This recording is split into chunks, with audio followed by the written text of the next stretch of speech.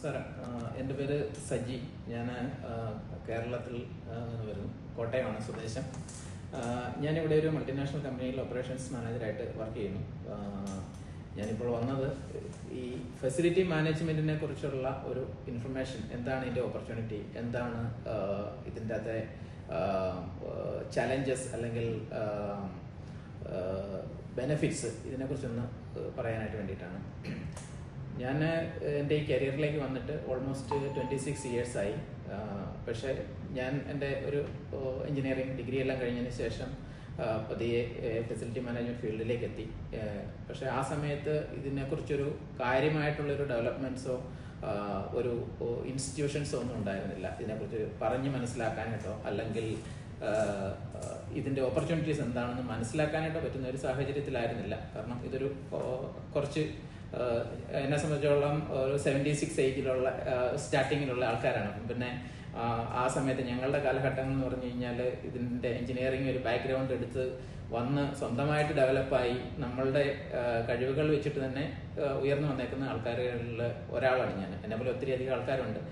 പക്ഷേ ഈ ഒരു ഏജ് ഉള്ള ആൾക്കാർ എല്ലാവരും തന്നെ അവരുടെ കഴിവുകൾ വെച്ചിട്ട് ഡെവലപ്പ് ആയേക്കുന്നതാണ്. അല്ലാതെ അവർക്കൊരു പ്രത്യേക ഒരു ഗൈഡൻസോ അതല്ലെങ്കിൽ ഒരു ഇൻസ്റ്റിറ്റ്യൂട്ടിൽ നിന്ന് പഠിച്ചോ എന്താണ് ഫെസിലിറ്റി മാനേജ്മെൻറ്റ് ഓപ്പർച്യൂണിറ്റിയോ അതിനെക്കുറിച്ചൊന്നും പറഞ്ഞു തരാനായിട്ടോ അല്ലെങ്കിൽ പഠിക്കാനായിട്ട് പറ്റുന്ന ഒരു ഓപ്പർച്യൂണിറ്റി ആ സമയത്ത് ഉണ്ടായിരുന്നില്ല. പക്ഷേ ആ സമയത്ത് നമുക്ക് ഇങ്ങനെ ഒരു ഗൈഡൻസോ അല്ലെങ്കിൽ ഒരു ഇൻസ്റ്റിറ്റ്യൂട്ടോ ഒരു പ്രോപ്പർ ചാനലോ ഉണ്ടായിരുന്നെങ്കിൽ ഞങ്ങളൊക്കെ എത്രയോ പണ്ട് ഒരു വലിയൊരു ലെവലിൽ ഞങ്ങൾക്ക് എത്താനായിട്ടുള്ള ഒരു ഓപ്പർച്യൂണിറ്റി ഉണ്ടായിരുന്നു. ഇപ്പോൾ ഞാൻ പറഞ്ഞു വരുന്നത് വേറൊന്നുമല്ല.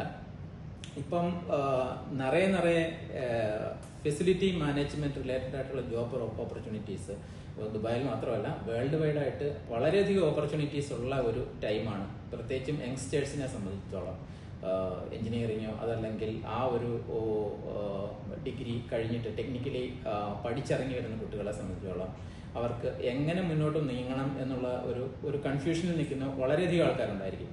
അപ്പോൾ അവർക്ക് ഒരു ഓപ്പർച്യൂണിറ്റി എന്നുള്ള നിലയിൽ അവർക്ക് എന്തുകൊണ്ടും തിരഞ്ഞെടുക്കാൻ പറ്റുന്ന ഒരു മേഖലയാണ് ഫെസിലിറ്റി മാനേജ്മെൻറ്റ്.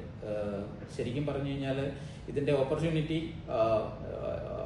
പ്രെഡിക്റ്റബിൾ അല്ല, അൺപ്രെഡിക്റ്റബിൾ തന്നെയാണ്. നിങ്ങൾക്ക് വിചാരിക്കുന്നതിനേക്കാൾ വളരെയധികം ഒരു ഉയർച്ച വളരെ ഷോർട്ട് ടൈം കൊണ്ട് നിങ്ങൾക്ക് അച്ചീവ് ചെയ്യാൻ പറ്റുന്ന ഒരു ഫീൽഡും കൂടെയാണ് എൻജിനീയറിംഗ്. എസ്പെഷ്യലി ടെക്നിക്കൽ സൈഡിൽ എൻജിനീയറിംഗ് കഴിഞ്ഞ ആൾക്കാരെ സംബന്ധിച്ചോളം ഒരു കോഴ്സ്, ഒരു പ്രോപ്പർ ഗൈഡൻസ് നിങ്ങൾക്ക് കിട്ടിക്കഴിഞ്ഞു കഴിഞ്ഞാൽ നിങ്ങളുടെ ഫസ്റ്റ് ജോബിൽ നിന്ന് നിങ്ങൾക്ക് ഒരു നെക്സ്റ്റ് ലെവലിലേക്ക് എത്താനായിട്ട് വേണ്ടിയിട്ടുള്ള ആ ഒരു ഡ്യൂറേഷൻ വളരെ വളരെ വളരെ ചെറിയ ഒരു ഡ്യൂറേഷനിൽ നിങ്ങൾക്ക് ഒരു എഞ്ചിനീയർ FM എഞ്ചിനീയറിൽ നിന്ന് ഒരു FM ഓപ്പറേഷൻസ് മാനേജർ അല്ലെങ്കിൽ FM മാനേജർ സീനിയർ മാനേജർ ലെവലിലേക്ക് എത്താനായിട്ട് നിങ്ങൾക്ക് പറ്റും. നിങ്ങൾ പ്രോപ്പർലി ട്രെയിൻഡ് ആണ് എന്നുണ്ടെങ്കിൽ, അത് കറക്റ്റായിട്ടുള്ളൊരു ട്രെയിനിങ് നിങ്ങൾക്ക് ഏതൊരു ചാനലിൽ നിന്ന് കിട്ടുന്നോ അല്ലെങ്കിൽ ഏതൊരു ഇൻസ്റ്റിറ്റ്യൂഷനിൽ നിന്ന് കിട്ടുന്നോ അല്ലെങ്കിൽ ഏതൊരു സർവീസ് പ്രൊവൈഡറിൽ നിന്ന് കിട്ടുന്നോ അത് നിങ്ങൾ കറക്റ്റായിട്ടൊന്ന് ചൂസ് ചെയ്ത് ആ ഒരു ലെവലിലേക്ക് അല്ലെങ്കിൽ ആ ഒരു ഓപ്പർച്യൂണിറ്റി നിങ്ങൾ യൂട്ടിലൈസ് ചെയ്തുകൊണ്ട് നെക്സ്റ്റ് ലെവലിലേക്ക് എത്താനായിട്ട് വേണ്ടിയിട്ട് ട്രൈ ചെയ്യുക.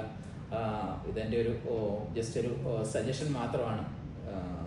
അപ്പം എല്ലാവർക്കും ഞാൻ എൻ്റെ ഒരു all the best from my end. Thank you.